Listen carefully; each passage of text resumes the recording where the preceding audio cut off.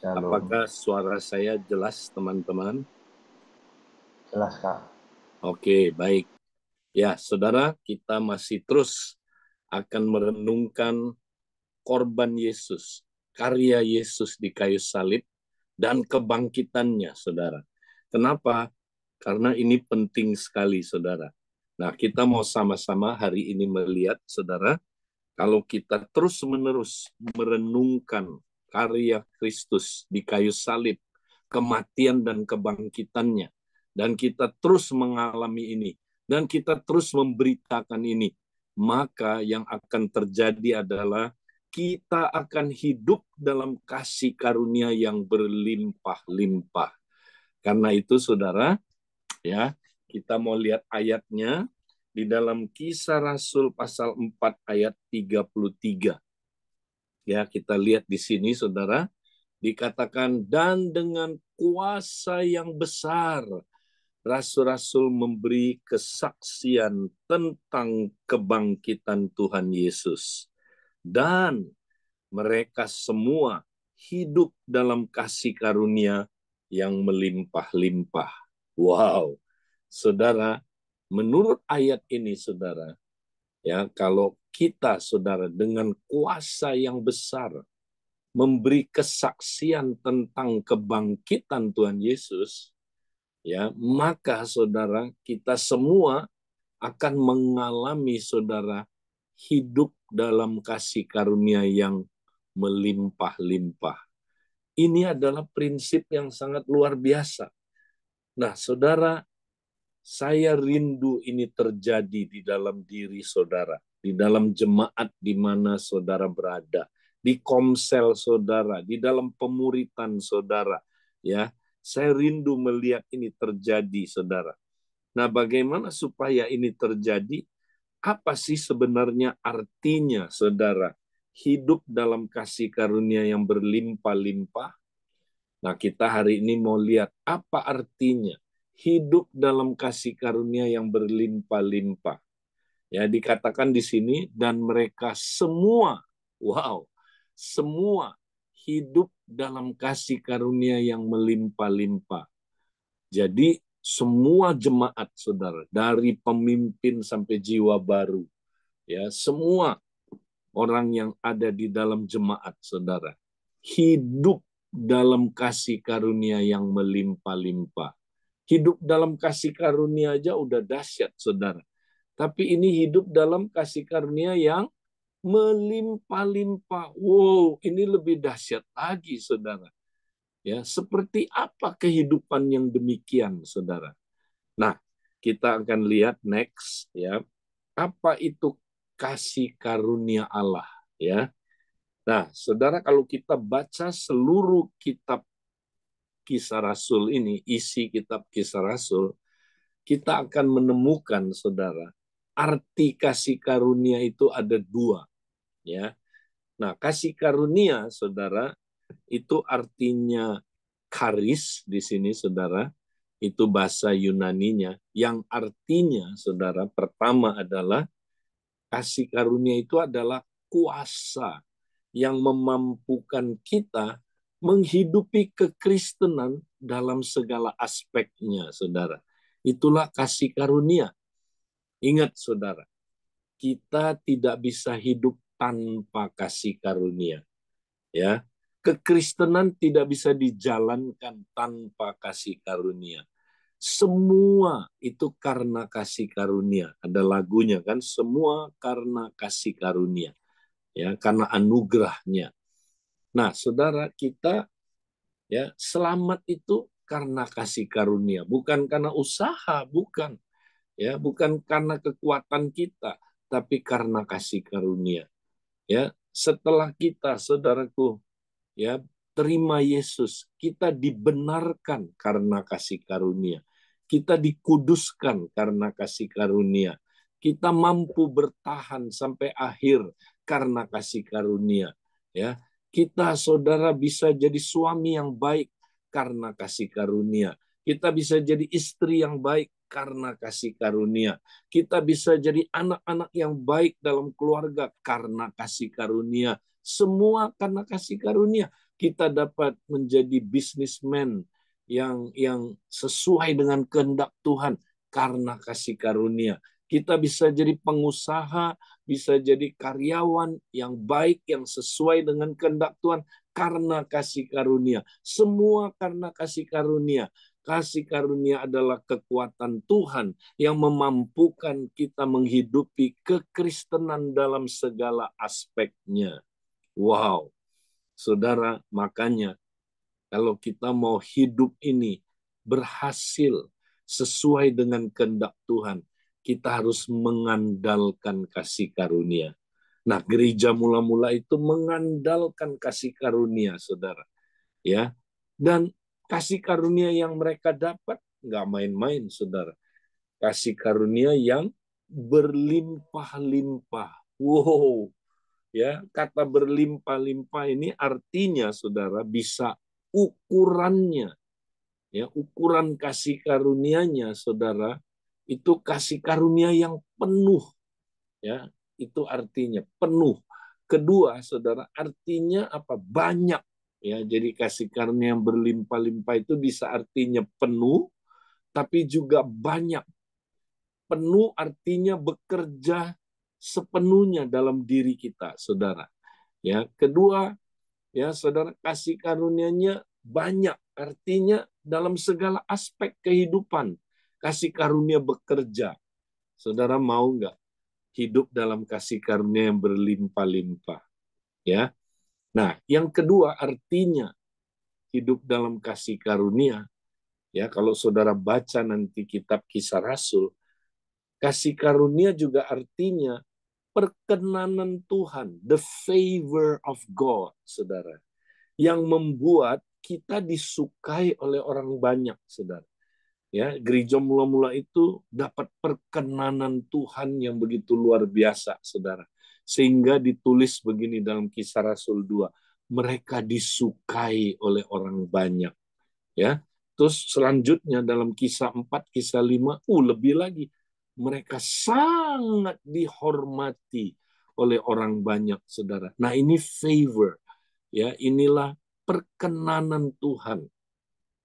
Saudara, kalau kita hidup dalam kasih karunia yang berlimpah-limpah, ya, saya yakin, saudara, kita akan, saudaraku, mampu menghidupi kekristenan ini.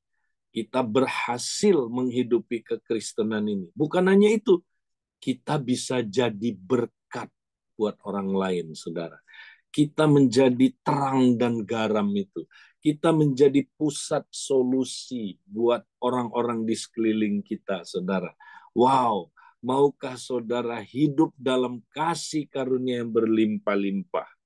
Nah, pertanyaannya, saudara, ya, bagaimana caranya? Nah, sebelum kita melangkah, kita mau lihat dulu, saudara, ya, bahwa di dalam kitab Kisah Rasul, saudara, ya, dibahas, ya, sangat banyak dibahas tentang kasih karunia, saudara. Nanti, ya, ayat-ayat ini, ya, ini agak kurang jelas, tapi nggak apa-apa.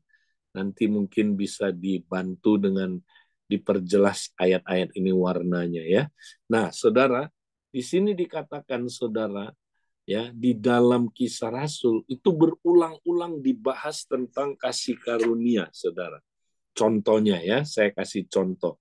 Kisah 6 ayat 8. Tidak ada di sini, tapi nanti saudara baca sendiri. Dikatakan Stefanus yang penuh dengan kasih karunia, ya, atau karis tadi itu, ya. Jadi Stefanus yang penuh dengan kasih karunia dan kuasa mengadakan tanda-tanda mujizat dan tanda-tanda di antara orang banyak. Wow. Kalau saudara hidup dalam kasih karunia yang berlimpah-limpah, saudara, ya, seperti Stefanus, dia penuh dengan karis ini, penuh dengan kasih karunia, maka apa yang terjadi, saudara? Wow, dia, saudaraku, mengadakan banyak tanda-tanda mujizat dan tanda-tanda di antara orang banyak.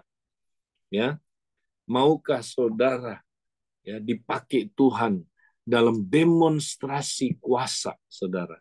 Ya, di mana saudara ada tanda-tanda mujizat, tanda-tanda heran terjadi, saudara. Ya, kalau kita, saudaraku, hidup berlimpah-limpah dalam kasih karunia. Nah, kita lihat juga Kisah 11 ayat 23. Ya, ini tidak ada ayatnya, saya bacakan aja.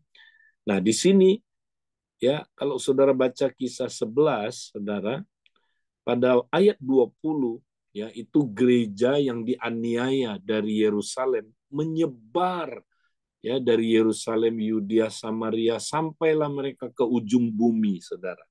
Nah, waktu sampai ke ujung bumi, saudara, ya, yaitu Antioquia, maka mereka memberitakan Injil bahwa Yesus adalah Tuhan, dan dikatakan Tuhan menyertai mereka. Nah, pertanyaannya, penyertaan apa, ya, saudara, yang ada pada mereka? Tentunya yang dimaksud adalah kuasa yang menyertai pemberitaan Injil itu. Ya, jadi mereka memberitakan Injil, ada kuasa menyertai mereka, saudara. Ya, nah kemudian ayat 23, setelah itu Barnabas dipanggil, saudara, dari Yerusalem, dipanggil dia, ya, untuk apa? Untuk menolong merintis jemaat, saudara. Ya, pada waktu itu, saudara, jemaat belum ada, karena jemaat itu, ya, akan ada kalau ada penatuannya. Waktu itu belum ditabiskan penatuannya. Jadi Barnabas disuruh ke sana, ya, untuk apa, saudara? Merintis, ya, supaya di Antioquia ada jemaat lokal. Ya, maka Barnabas sampai di sana dan dikatakan begini, Barnabas datang dan melihat kasih karunia Allah. Wow, bersukacitalah dia. Jadi Barnabas melihat ada kasih karunia di dalam gereja ini, saudara. Berarti kasih karunia itu bisa dilihat. Kalau kasih karunia bekerja, bisa dilihat. Artinya apa, saudara? Ada orang yang bertobat, ada orang yang berubah hidupnya, ada orang yang, saudara, ya, mengalami mujizat kuasa, ya, ada orang yang, saudara, hidupnya diubahkan radikal, ditransformasi radikal. Itulah tanda-tanda satu gereja, kasih karunia bekerja berlimpah-limpah di gereja itu, saudara. Nah, Barnabas bersuka cita waktu melihat itu. Ya, jadi coba saudara pelajari. Menarik sekali tentang kasih karunia ini, saudara. Ya, kita lanjut lagi ya membahas di dalam Kisah 13. Nanti saudara baca Kisah 13 ayat 43. Ya. Nah, di situ dikatakan Paulus dan Barnabas menasehati orang Yahudi supaya mereka tetap hidup dalam kasih karunia Allah. Ya, jadi Paulus Barnabas merasa, ya, kasih karunia itu, ya, bukan hanya kita terima sekali, tapi kita perlu terus-menerus hidup di dalam kasih karunia. Ya, nah, saudara, banyak orang Kristen kenapa hancur hidupnya, saudara? Karena mereka hanya, ya, terima kasih karunia sekali waktu, ya, diselamatkan, habis itu mereka udah nggak lagi mengalami kasih karunia terus-terusan.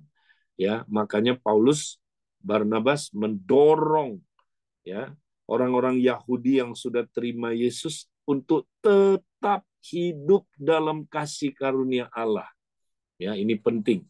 Lalu kita baca lagi Kisah 14 ayat 3. Nah, di sini dikatakan Paulus dan Barnabas mengajar, ya, mengajar. Kemudian, saudara, Tuhan menguatkan berita tentang kasih karunia-Nya dengan mengaruniakan tanda-tanda dan mujizat-mujizat. Ya, jadi Paulus itu ngajarnya apa, saudara? Kasih karunia Allah. Ya, the grace of God.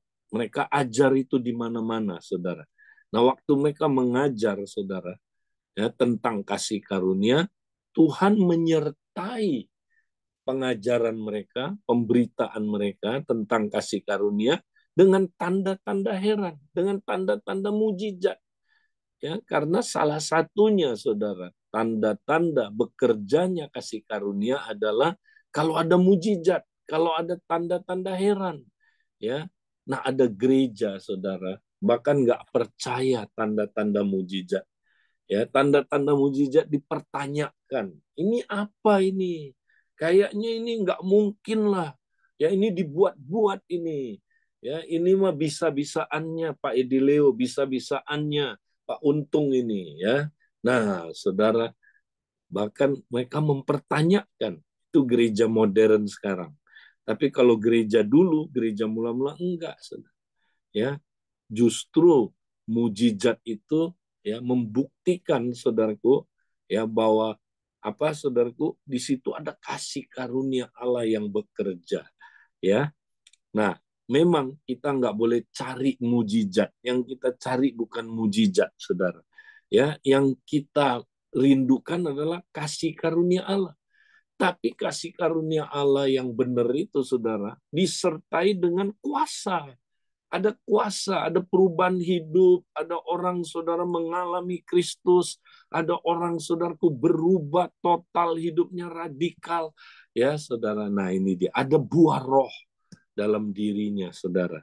Ya, itu adalah ya tanda-tanda bahwa kasih karunia bekerja. Nah, kemudian saudara kalau kita baca lagi di dalam ayat 26 ya, kemudian dikatakan berlayarlah ya siapa? Paulus dan Barnabas ke Antioquia. Di tempat itulah mereka dahulu diserahkan kepada kasih karunia Allah untuk memulai ya apa saudara ya memulai pekerjaan yang telah mereka selesaikan. Wow. Jadi Paulus saudara ya dan Barnabas setelah menyelesaikan perjalanan misinya, mereka balik ke Antioquia. Untuk apa? Memberi laporan pekerjaan misi mereka. Ya, dan waktu mereka balik saudara, ya mereka ingat apa saudara? Ingat di Antioquia lah mereka diserahkan kepada kasih karunia Allah.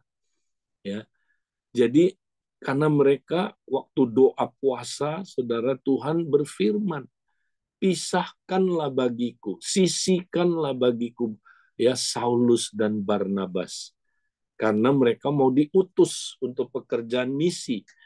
Nah, saudara ingat, kalau saudara diutus untuk pekerjaan misi, ada kasih karunia menyertai saudara.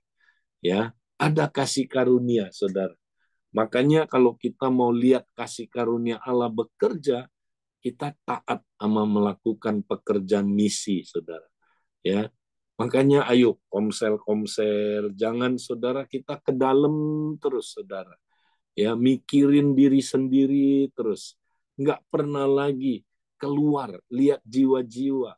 Ya, nggak pernah lagi saudaraku berpikiran, kita mesti misi nih. Komsel mesti misi. Ya, mikirin bangsa mana yang belum diselamatkan. Ayo kita lakukan sesuatu. Paling tidak kita berdoa. Kemudian kita memberi, saudara. Ya, memberi, ayo. Dan apa, saudaraku? Kalau bisa terlibat, ada orang yang diutus Tuhan nanti pergi ke satu tempat, saudara, suku yang belum terjangkau. Bisa long term, bisa short term, ya, kayak Paulus, saudara, ya mereka, saudara, melakukan perjalanan misi. Ya, ada kasih karunia menyertai mereka. Wow, ini dahsyat, saudara. Ayo, mari saudara, kompak-kompak komsel, jangan fokus ke kamu lihat saya lihat kamu. Ya, nanti saudara, wah parah itu saudara. Ya, nah gereja mula-mula, ya gereja yang hidup penuh dalam kasih karunia. Nanti saudara baca lagi terus, wah dahsyat banget saudara. Ya, nah kita nanti akan lihat saudara bahwa kasih karunia Tuhan itu ya terus bekerja dalam diri kita, saudara. Sampai Yesus datang, ya kita mesti hidup dalam kasih karunia yang berlimpah-limpah ini. Ya, nah sekarang kita mau lihat, saudara. Pertanyaannya, bagaimana kita mengalami hidup dalam kasih karunia yang berlimpah-limpah ini? Bagaimana? How? Ya, kita udah tahu apa itu hidup dalam kasih karunia yang berlimpah-limpah. Pertanyaannya bagaimana? Ya, bagaimana kita mengalami ya hidup dalam kasih karunia yang berlimpah-limpah. Nah, ada dua hal yang penting, saudara, untuk hidup dalam kasih karunia yang berlimpah-limpah. Yang pertama, saudara harus memberi kesaksian dengan kuasa Roh Kudus. Ya, ingat saudara, rasul-rasul dikatakan dengan kuasa yang besar mereka memberi kesaksian tentang kebangkitan Yesus. Ya, jadi mereka bersaksi dengan kuasa yang besar. Ya, kuasa apa ini, saudara? Oh, ini jelas adalah kuasa Roh Kudus, saudara. Ya, jadi kalau kita bersaksi dengan kuasa Roh Kudus, kasih karunia Allah dicurahkan. Kasih karunia Allah terjadi dalam diri kita maupun terjadi dalam diri orang yang mendengarkan kesaksian kita, saudara. Makanya kisah Rasul 1 ayat 8 bilang begini, tetapi kamu akan menerima kuasa, ya, kalau Roh Kudus turun ke atas kamu, dan kamu akan menjadi saksiku di Yerusalem dan di seluruh Yudea dan Samaria sampai ke ujung bumi. Nah, saudara, kalau kita, saudara, mengandalkan kuasa yang besar itu, saudara, dalam kita bersaksi, wow, kita akan lihat kasih karunia Allah berlimpah-limpah, dicurahkan, saudara. Makanya ayo, ya, saudara harus jadi saksi, ya. Nah, kita nggak boleh berhenti jadi saksi, karena ya Tuhan mau saudara benar-benar menjadi saksi, ya. Nah, gereja mula-mula mereka waktu dipenuhi Roh Kudus, semua mereka adalah saksinya Kristus, ya. Nah, kemudian lama-lama saudara, ya, mereka cenderung nyaman. Biasanya kita gitu, saudara, ya. Kita kalau udah pertama dilawat Tuhan oleh Roh Kudus, ya, kita semangat jadi saksi. Tapi lama-lama kita mulai mengendor, saudara. Nah, Tuhan tahu sifat manusia, saudara. Manusia itu biasanya kalau nggak ada tantangan, ya nggak ada masalah, kita cenderung nyaman, saudara. Ya, makanya Tuhan izinkan, ya, di kisah para rasul 3, saudara, mereka mengalami mulai tekanan. Para rasul mulai dilarang memberitakan Injil, saudara. Mereka mulai ditekan, ya, dilarang. Kemudian mereka kemana, saudara? Oh, mereka nggak mau berhenti, saudara. Ya, mereka kemudian berdoa. Di kisah 4, mereka kumpul berdoa. Pemimpin-pemimpin gereja berdoa, saudara. Tuhan, lihatlah Tuhan, aniaya yang terjadi, kira-kira begitu doanya. Dan tiba-tiba waktu mereka berdoa, saudara, mereka diingatkan apa? Mazmur pasal 2, saudara. Mereka diingetin, ya, tiba-tiba mereka diingatkan mengapa rusuh bangsa-bangsa. Ya, para pembesar telah berkumpul melawan, ya, Tuhan dan yang diurapinya, saudara. Ya, tapi kemudian Tuhan tertawa dari surga. Ya, karena Tuhan bilang gini, ya, aku telah melantik di Sion rajaku. Ya, kemudian saudara, ya, di situ dikatakan Allah berfirman kepada anak, ya kan? Hai anakku, hari ini aku telah memperanakkan engkau, ya, mintalah kepadaku bangsa-bangsa, ya, maka aku akan mengaruniakan bangsa-bangsa kepadamu sebagai pusaka dan ujung bumi sebagai milik, ya, milikmu. Wow, saudara, jadi waktu mereka doa, mereka diingatkan, ya, bahwa Yesus Kristus anak Allah itu, ya, sudah menjadi raja, ya, segala kuasa, ya, di bumi maupun di surga telah diberikan kepadaku, kata Tuhan Yesus. Karena itu, pergilah, jadikan sekalian bangsa muridku. Karena bangsa-bangsa itu milikku. Bangsa-bangsa, suku-suku bangsa itu kepunyaanku, milik pusakaku. Kamu harus pergi, ya, untuk apa? Menjangkau mereka. Ya, pergi ya, bermisi. Kamu harus pergi. Karena apa? Karena bangsa-bangsa milik aku. Wow, saudaraku. Kemudian waktu mereka tahu ini, saudara, wah, mereka doanya begini, Tuhan, ya, kami berdoa, Tuhan, kedangkanlah tanganmu, Tuhan, ya, lakukanlah mujizat-mujizat, Tuhan, ya, sembuhkan orang sakit, lakukan mujizat-mujizat yang besar itu, Tuhan, ya, berilah kami keberanian untuk memberitakan firman-Mu. Lalu, saudara, tiba-tiba mereka ngalamin lawatan lagi, saudara. Wow, Roh Kudus melawat mereka. Roh Kudus sudah ada, sudah dicurahkan di dalam mereka. Tetapi begini, saudaraku, ya, dikatakan, dan ketika mereka sedang berdoa, goyanglah tempat mereka berkumpul itu, dan mereka semua, apa? Semua penuh dengan Roh Kudus. Lalu mereka memberitakan firman Allah dengan berani. Wow, saudara, ya, mereka akhirnya, saudara, penuh dengan Roh Kudus. Wow, ketika mereka penuh Roh Kudus, mereka lebih berani lagi memberitakan Injil, ya, memberitakan firman, ya. Di sini tuh Injil sebenarnya konteksnya, ya. Jadi, ya, Injil itu kan firman Allah juga, ya, saudara. Jadi mereka memberitakan firman Allah dengan berani. Nah, nanti saudara baca selanjutnya, banyak orang diselamatkan, saudara. Ya, mujizat-mujizat terjadi, saudaraku. Ya, nah, next. Jadi, saudara, ya, kunci pertama, ya, saudara, kita, apa, saudaraku, ya, mengalami kasih karunia yang berlimpah-limpah adalah kalau kita mengandalkan kuasa yang besar, kuasa Roh Kudus dalam, ya, bersaksi, saudara. Ayo, mari kita, saudaraku, bersaksi dengan kuasa yang besar ini, ya. Mari kita fokus kepada poin pertama ini, saudara. Nah, sekarang yang kedua atau yang terakhir, bagaimana mengalami hidup dalam kasih karunia yang berlimpah-limpah. Ya, yang kedua dikatakan mereka, apa, saudara, dengan kuasa yang besar, rasul-rasul itu, ya, memberi kesaksian tentang, nah ini penting, tentang kebangkitan Tuhan, ya, kebangkitan Tuhan Yesus.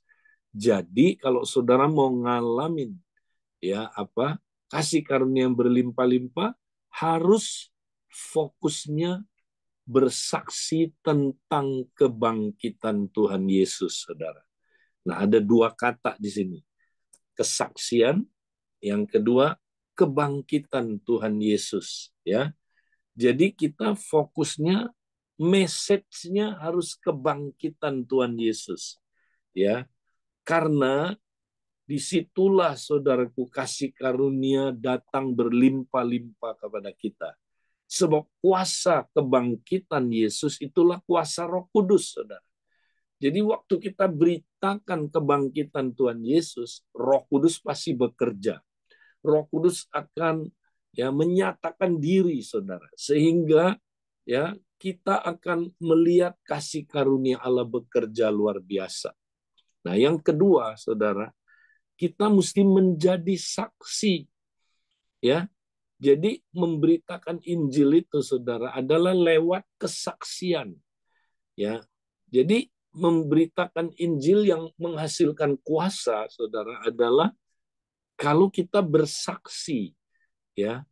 Nah, jadi ada orang dia pikir, saudara, oh, Injil itu diberitakan dengan apa? Ya, oh, dengan traktat, ya, walaupun traktat nggak salah, ya. Tapi seringkali traktat itu adalah huruf-huruf yang mati aja, saudara. Ya, ada orang pikir, oh, lewat program radio, lewat program TV, ya, kita, saudara, memberitakan Injil, ya. Ya, saudara, kita nggak menentang itu, saudara.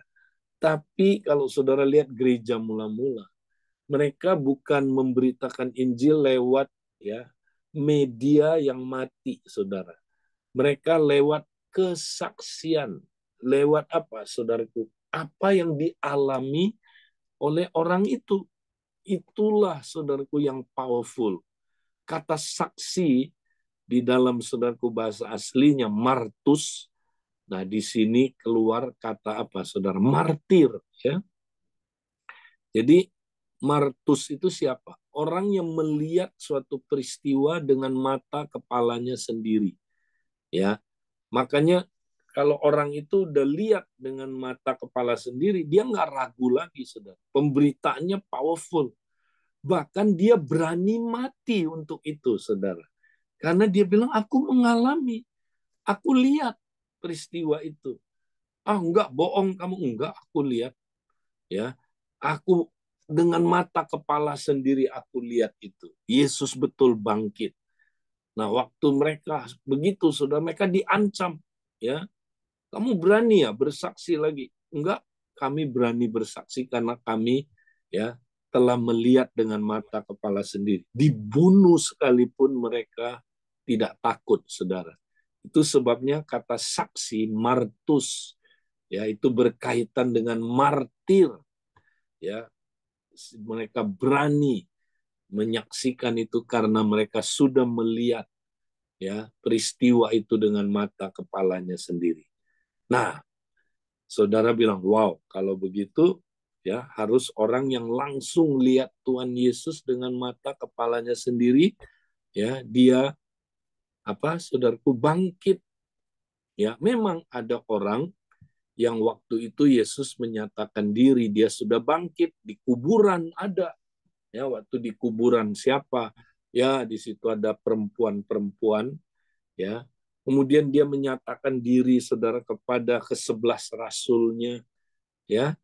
Nah, mereka kan lihat langsung. Lah kita kan nggak lihat langsung, saudara, waktu zaman itu. Tapi apakah kita memenuhi syarat jadi saksi, saudara? Ya, kita juga saksinya, saudara. Ya, karena contoh Paulus tidak ada di situ waktu Yesus bangkit. Dia tidak ada di kuburan itu. Dia tidak ada di ruang dengan 11 murid-murid waktu Yesus menyatakan diri. Ya, dia bukan salah satu dari 2 orang yang Yesus berjalan sesudah bangkit menjelaskan tentang dia dalam Alkitab. Paulus kan bukan, tapi Paulus disebut saksi, saudara. Ya, dia adalah saksi. Nah, siapa lagi saksi, saudara?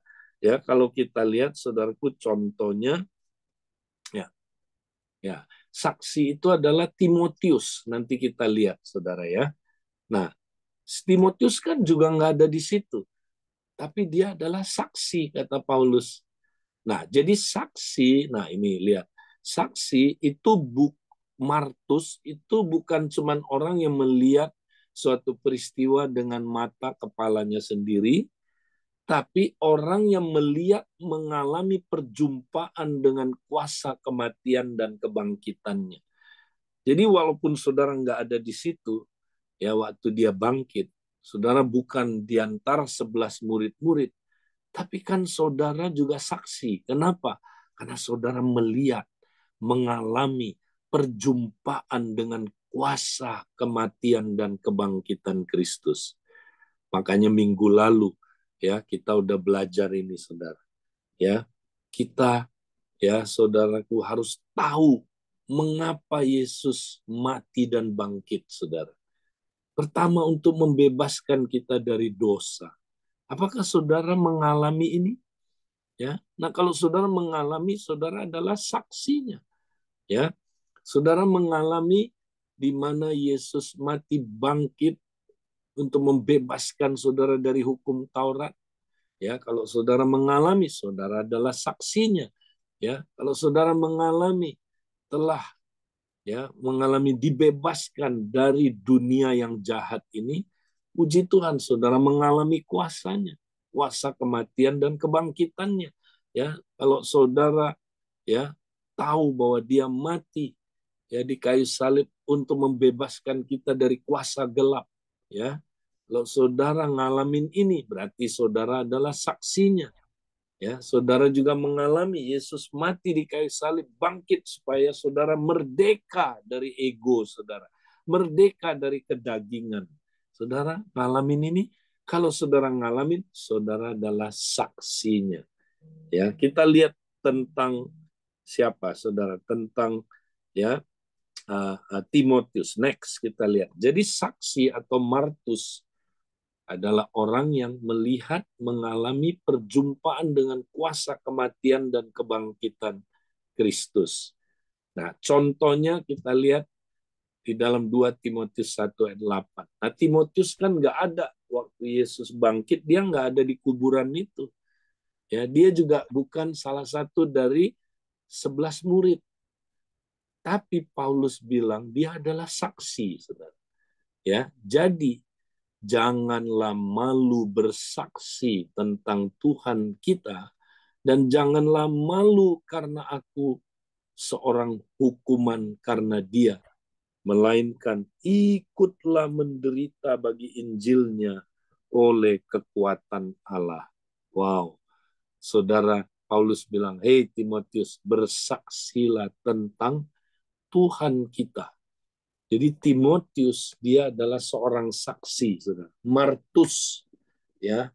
Nah, saudara saksi bukan? Saksi. Jadi siapa saksi itu? Karena dia udah melihat, mengalami kuasa kematian dan kebangkitan Yesus. Nah, jadi kita mesti rajin, saudara, bersaksi tentang kebangkitan Yesus. Kenapa kita bisa bersaksi? Karena kita mengalami.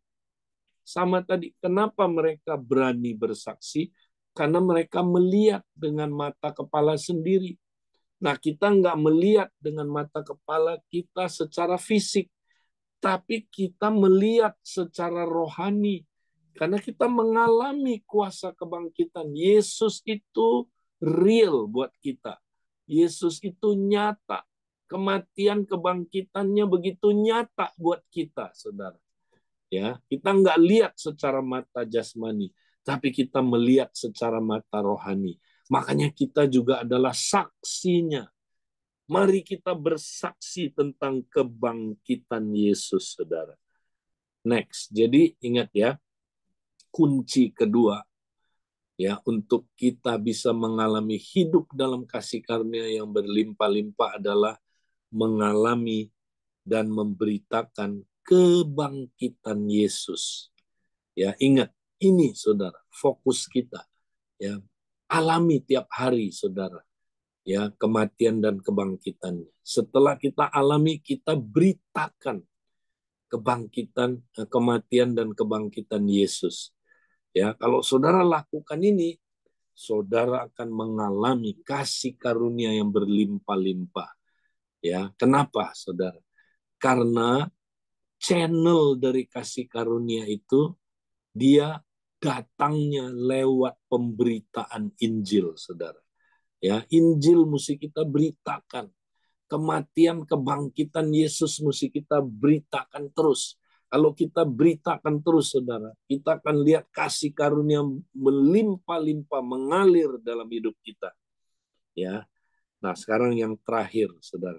Nanti saya dorong saudara baca ayat-ayat ini, saudara. Ya, baca nanti saudara. Kalau saudara lihat dalam Kisah Rasul, ya X ini Kisah Rasul ya, sorry. Ini belum diterjemahin ke Indonesia. Nah, nanti saudara lihat kitab Kisah Rasul, saudara. Ya, para rasul ya itu fokusnya adalah memberitakan kebangkitan Yesus. Kisah 2:24 nanti saudara lihat. Mereka beritakan kebangkitan Yesus. Ya, ayat 32, terus Kisah 3 ayat 15, Kisah 5:30, Kisah 10:40, Kisah 13:30, ayat 33, ayat 34, 37. Coba pelajari, saudara. Ya, maka kita akan sadar betapa pentingnya, saudara, memberitakan kebangkitan Yesus. Ya, nah saya doakan saudara supaya kita semua hidup dalam kasih karunia yang berlimpah-limpah. Caranya gimana? Masih ingat? Ya, ada 2 langkah atau 2 kunci. Yang pertama, ya, kita perlu mengandalkan kuasa yang besar itu dalam bersaksi tentang kebangkitan Yesus. Jadi mengandalkan Roh Kudus, saudara. ya, karena Roh Kuduslah ya sumber kasih karunia itu, saudara. Ya, yang kedua, saudara, kita harus memberi apa, saudaraku, bersaksi, mengalami dan memberitakan kebangkitan Yesus, ya. Harus mengalami dan memberitakan kebangkitan Yesus. Ingat, kalau kita berfokus ini, saya yakin kasih karunia Tuhan berlimpah-limpah atas saudara. Mari saudara, ya, kita jadi orang yang hidup penuh dengan kasih karunia. Ya, Komsel harus penuh dengan kasih karunia. Kompak saudara harus penuh dengan kasih karunia. Ya, ada kompak saudara. Orang itu nggak mau berhenti ikut kompak. Kenapa? Karena dia bilang gini, Pak Edi, tiap kali aku ikut kompak, aku mengalami, menerima kasih karunia demi kasih karunia. Wow, makanya ya saya tidak mau berhenti ikut kompak. Kompak saya itu luar biasa, mendatangkan kasih karunia. Ya, nah, tapi ada kompak, saudara, untuk tidak mundur dari kompak itu perlu kasih karunia, saudara. Ini kompak yang perlu kasih karunia. Ada dua macam kompak. Kompak yang ya mendatangkan kasih karunia, atau ada kompak yang untuk kita tidak bubar. Aduh, perlu kasih karunia, Pak Edi. Ya, nah sama kayak orang khotbah juga sama. Ada orang khotbah mendatangkan kasih karunia. Dia kalau khotbah orang diberkati, dapat kasih karunia, saudara. Tapi ada orang kalau dia khotbah, aduh Pak Edi, kalau dia khotbah ya, untuk nggak pulang saya perlu kasih karunia. Dengerin khotbah kayak begini saya perlu kasih karunia. Saudara, jenis apa?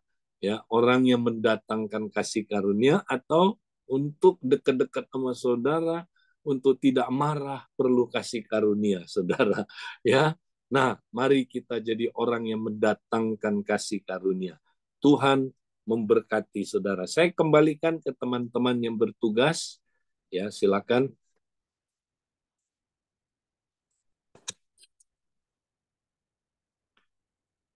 Oke, sekali lagi teman-teman yang bertugas saya Baik, terima serahkan kasih. untuk diakhiri. Oke, terima kasih Kak Edi buat equipping-nya. Apakah teman-teman ada yang mau bertanya mungkin?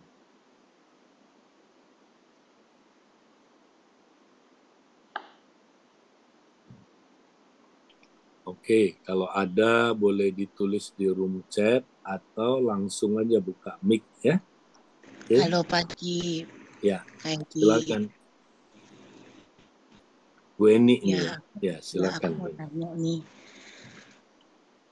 boleh kasih contoh bagaimana cara kita menceritakan kebangkitan Tuhan Yesus Ya. kepada orang yang maksudnya berseberangan ya, sama sebelah gitu. Aku minta contohnya bagaimana sih kita cara menyampaikan berita kebangkitan Tuhan Yesus itu. Gitu, Ya. makasih. Oke. Ya, jadi kan kita saksi ya. Nah, saksi itu artinya apa? Dia mengalami. Ya, jadi ceritain aja pengalaman kita. Dulu saya ya orangnya hancur, berantakan ya. Hidup saya dalam dosa ya. Saya dibelenggu oleh dosa parah hidupnya. Nah, ceritain. Tapi waktu saya ya diberitakan sama seseorang tentang berita kabar baik, Yesus mati di kayu salib buat saya, buat dosa-dosa saya, ya. Dan dia telah memikul dosa saya supaya saya tidak dihukum lagi, tapi saya ya boleh diampuni dosanya dan saya boleh mendapatkan hidup yang kekal. Kenapa? Ya karena dia sudah bangkit. Yesus itu hidup. Ya, saya ngalamin loh kuasanya. Ya, dia sudah bangkit dari kematian. Nah, itu contohnya ya. Jadi kalau kita cerita pengalaman kita, nah itulah kesaksian. Ya, kita mengalaminya. Nah, kesaksian itu ada kuasanya. Nah, bagian kita ceritain kesaksiannya, fokus kepada kematian kebangkitan Yesus atau penebusan Kristus di kayu salib. Selebihnya, katanya Tuhan akan menyertai pemberitaan kita dengan tanda-tanda heran. Ya, jadi Tuhan yang akan menyertai. Kalau kita udah beritain Injil, udah tugas kita selesai. Ya, kita nggak usah ngoyo. Ya, kalau kita udah beritain Injil, bagian Tuhan meneguhkan pemberitaan firman kita dengan tanda-tanda. Ya, nah nanti Tuhan yang bekerja, orang itu pasti akan mengalami Tuhan. Ya, jadi itu jelas ya, begitu kira-kira praktisnya. Oke, kita bersaksi dengan kuasa Roh Kudus, ya nanti bagian Tuhan ya akan meneguhkan pemberitaan itu dengan tanda-tanda. Itulah apa? Kasih karunia yang bekerja. Oke. Ya, bagian kita bersaksi aja kayak dia. Jadi kalau Iya, memang ditolak pun ya udah gitu ya. iya, Kita lakukan bagian kita. Ya, iya, oke. betul.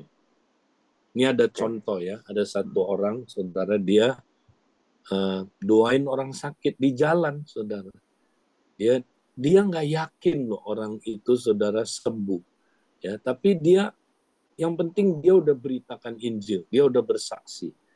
Lalu ya dia sendiri nggak yakin, aduh gimana ya, Tuhan kerja nggak ya, kok tadi saya beritainnya kayaknya nggak mantep gitu ya, kayaknya kan kita kadang-kadang bisa berasa ya, aduh tadi gua ngomong apa ya, kayak nggak mantep, nggak ada confident ya, ada kuasanya gitu. Tapi dia bilang gini, nih saya kasih kamu kartu nama ya, nanti kamu hubungin saya kalau sesuatu terjadi dalam diri kamu. Ternyata nggak lama dia pulang, saudara. Orang itu telepon. Dia bilang, Pak, memang waktu Bapak ngomong itu ya, nggak terjadi apa-apa. Waktu Bapak doain saya ya, nggak terjadi apa-apa. Tapi tahu nggak Pak, begitu saya sampai di rumah, sembuh penyakit saya. Wow. Nah, saudara, jadi bagian kita beritain Injil, beritain kebangkitan Yesus, andalkan kuasa Roh Kudus. Ya, kadang-kadang kita nggak lihat langsung hasilnya. Ya, percayalah, bagian kita udah selesai, nanti Tuhan yang bekerja dengan menyertai pemberitaan kita dengan tanda-tanda heran. Ya, oke, itu. Oke. Masih ada teman-teman yang mungkin mau bertanya, dilanjut. Ya, jadi kasih karunia itu bekerja ketika kita taat ya kayak dia. Betul. Kadang-kala kita mikir Tuhan minta kasih karunia nih untuk bersaksi gitu. Padahal taat aja dulu ya, Iya, bersaksi nanti kasih karunia bekerja gitu. betul, betul. Iya, iya, iya.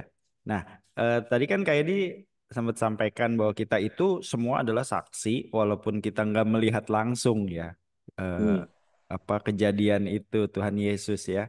Tapi kita hmm, mengalami, betul. mengalami kebangkitan Tuhan Yesus. Nah, mungkin kalau diterjemahkannya gimana ya, Kak? Mengalami kuasa kebangkitan Yesus tuh kalau untuk orang Iya, awam atau jiwa baru apa ya maksudnya gitu Kak? iya. Nah, semua yang kita alami dalam kekristenan itu adalah hasil karya Kristus di kayu salib dan kebangkitannya. Ya kan? Kalau Yesus nggak mati bangkit, kita nggak menang atas dosa. Kita nggak menang atas dunia ini. Kita nggak menang atas setan. Kita nggak menang atas dunia ini. Kita nggak akan menang atas ego. Ya, kita nggak akan pernah dapat keselamatan. Kita nggak akan pernah hidup kekal selama-lamanya. Jadi semua adalah karena ya karya Yesus di kayu salib ya dan karena kebangkitannya. Nah, itu intinya kan. Jadi karena itu kalau kita beritakan itu ya bahwa karena karya Yesus di kayu salib kamu boleh menerima hidup yang kekal. Kamu boleh menerima kemenangan. Kamu boleh menerima ya apa uh, berkuasa untuk hidup ini. Ya, kamu berkuasa, hidup dan berkuasa katanya ya. Jadi ya itulah kira-kira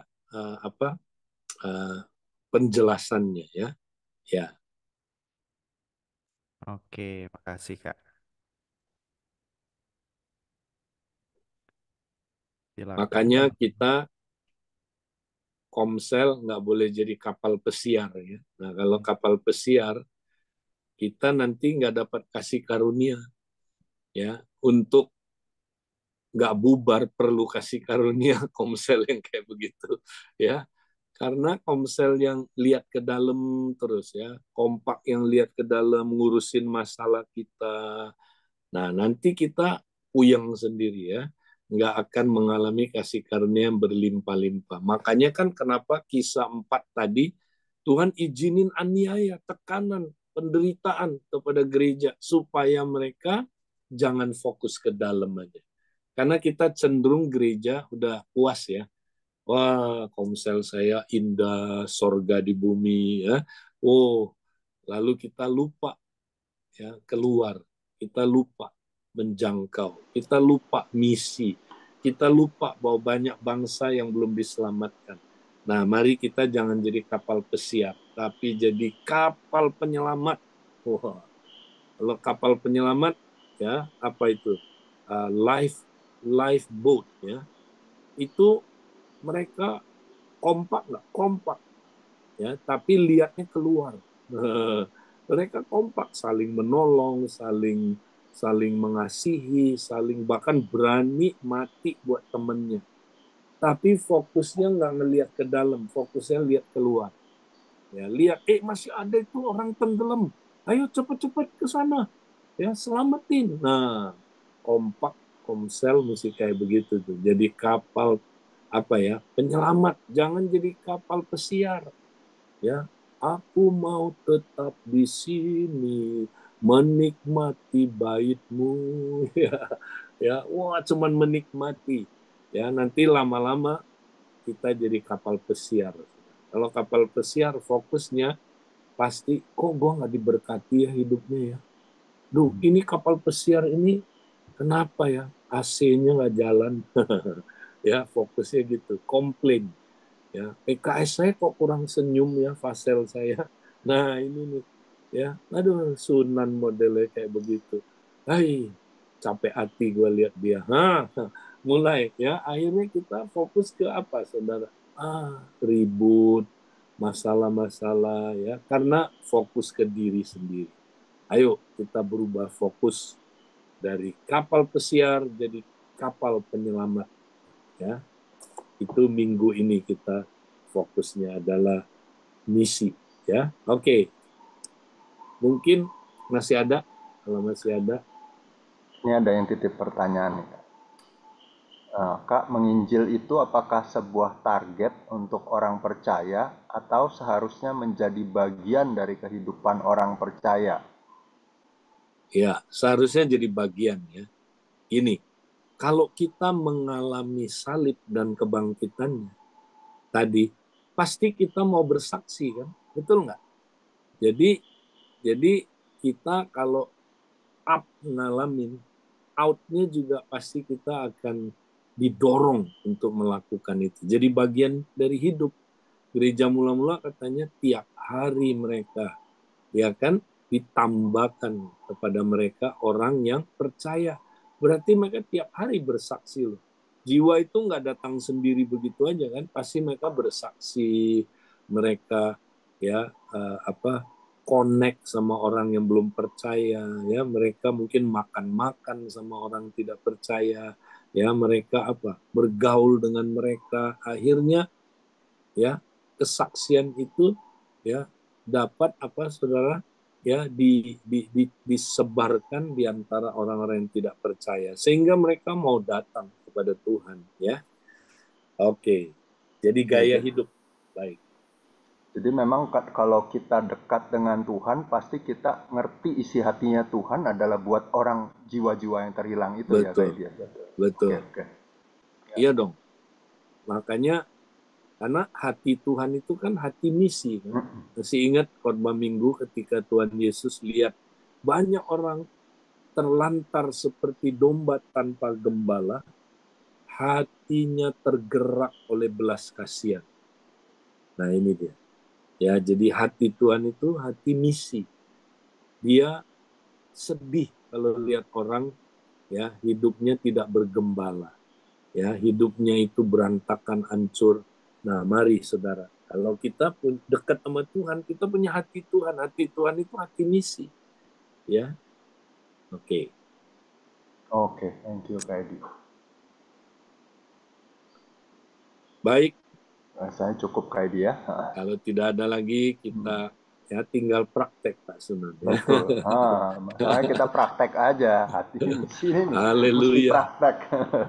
Oke. Baik, Thank you Tuhan Kak Edi ya. berkati ya. Sampai Yo, nanti thank you, Kak Edi. Oke, thank you. berikut-berikutnya lagi. Oh ya, saya mau titip satu pesan. Ya, teman-teman, kita kan mau aktifkan lagi pria sejati ya. Jadi, tapi ke depan kita pria sejatinya modelnya adalah saudara lewat kompak. Ya, jadi bukan pria sejati yang sekedar fokusnya bikin camp ya. Bikin campnya nggak salah.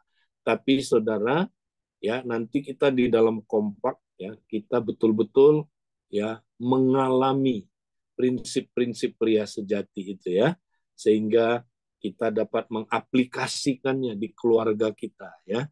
Nah, karena itu saudara siapkan diri ya tanggal 23 24 ini buat saudara yang PIC ya, buat saudara yang bisa mengambil cuti ini buat paginya ya. Silakan ikut, kita ada apa saudaraku diperlengkapi konferensi pria sejati ini ya di Abelov Industri ya diadakannya. Nah, malamnya saudara 2 hari ini kita akan ajak keluarga kita saudara ya mulai dari setiap ibadah nanti ya kita bawa keluarga kita akan mendengarkan bagaimana saudara ya kita melihat kegerakan pemuritan pria dan keluarga ini saudara akan dimulai dari kita ya kita akan lihat kegerakan ini dahsyat saudara. Jadi hadiri tanggal 23 24 malamnya. Di mana? Ya di Abelov Industri ya. Saya dorong semua saudara, mari kita kumpul lagi setelah bertahun-tahun ya. Kita tidak kumpul lagi pria dengan keluarganya saudara. Kita akan sama-sama melihat lagi kegerakan yang baru ya. Kita akan menjangkau lebih banyak pria lagi ya. Nanti Tuhan akan pakai kita. Baik, itu aja. Tuhan berkati, sampai jumpa. Tuhan memberkati. Thank you Kak Edi, Tuhan memberkati.